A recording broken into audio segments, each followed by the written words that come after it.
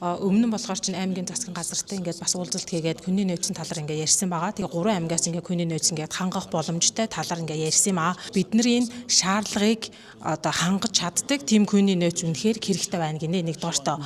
Тийм учраас яг бидний шаардлага хангаж чаддаг хүмүүстэй ингээд бид нар ингээд гэрээ хийгээд ингээд ажилуулмаар байна гэж. Одоо ямар ажилчид танаа шаардлагыг хангах ёстой юм бэ? Та шууд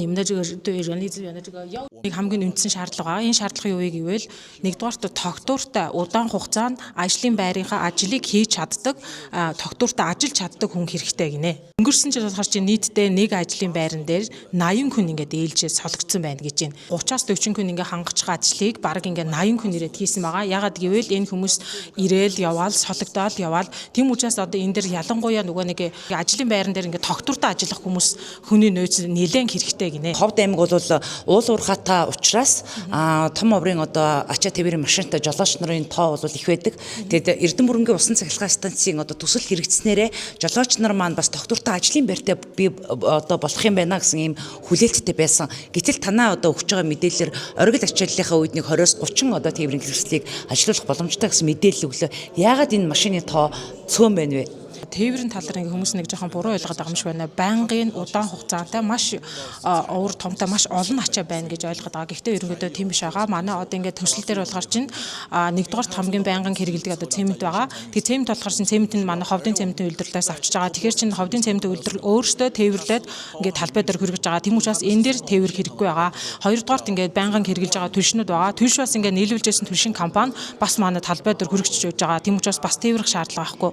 За 3-дугаарт болохоор чинь бид нар одоо ингээд талбай дээр ашиглаж байгаа нөгөө нэг өрмийн ажил ч юм уу эсвэл нөгөө нэг уулан доторх нөхгүй ухтай шүү дээ. Тэрийг одоо би жоохон мэрэгжлээр ярьж чадахгүй байна л да. Тэр дээр болохоор чинь ингээд мэрэгжлийн машинууд бид нар өөрсдөө ингээд хангацсан байгаа. Тийм учраас маш их хэмжээний тийм тээврийн шаардлага хэрэггүй гэж байна. Тэгээд зөвхөн нэг л юм дээр тээврийн шаардлага хэрэгтэй.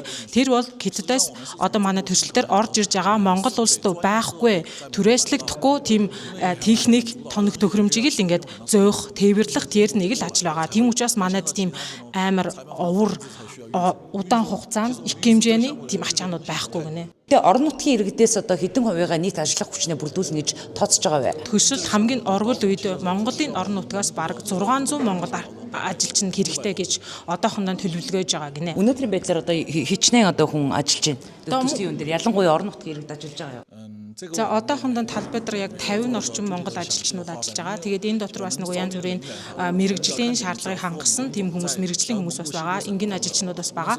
Тэгээд манай ховдоос бас ингээд ерөнхийдөө бас байгаа.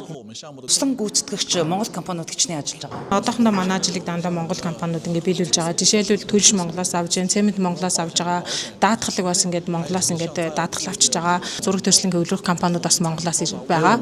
Тэгээ ялангуяа бид нар ингээд хүнс татан авалт дандаа ингээд ховдоос ингээд ховдын захаас ингээд авж байгаа. Тийм учраас одоохондоо ерөнхийдөө дандаа л Монголын компанитай ингээд үйл ажиллагааг ингээд хамтдаа авагдаа явж байгаа. Ажлын эд одоо ачааллын үеэр хичнээн Хятад компани манай одоо орон нутагт ирж ажиллах хичнээн ажилчид ирнэ гэсэн төлөвлөгөөтэй байгаа. Дор хаяжны 200 Хятад ажилчнууд орж ирж магадгүй гинэ. Одоо жинхэнэ ажил гэдэг. Тэгээд энэ дотор болохоор чинь удирдлагын хүмүүс багтаж байгаа. Нарийн мэрэгжлийн хүмүүс багтаж байгаа. Тэгээд зарим нөгөө нэг барилгын ажил дээр ингээд Монгол яг тийм мэрэгжилтэн байхгүй нөхцөлд ингээд бас урдаас орж иж байгаа. Тийм учраас нэг 200 хүн орж ирэх байхаа гинэ. Төслийн ажилд ингээд хийж чаддаг тийм мэрэгжлийн таарж байгаа тийм ажилчнууд байвал ингээд манай дээр ингээд ирээд ажиллаж болно шүү. Гэхдээ хамгийн гол нь тогтвортой ажилуулмаар байна гэж байна. Тэгээд Ховд аймагч болон Баруун аймагч болон ер нь Монгол улс даяараа л ингээд манай компанид ингээд ажиллахад нээлттэй чөлөөтэй байгаа шүү гэж байна. Тэгээд хэрвээ яг нэг ажил дээр ингээд монгол хүн угаасаа ингээд хийгээд ажилуулад хангаж чадвал бид нар угаасаа урдаас хүчин оруулах тийм бодлого байхгүй гинэ.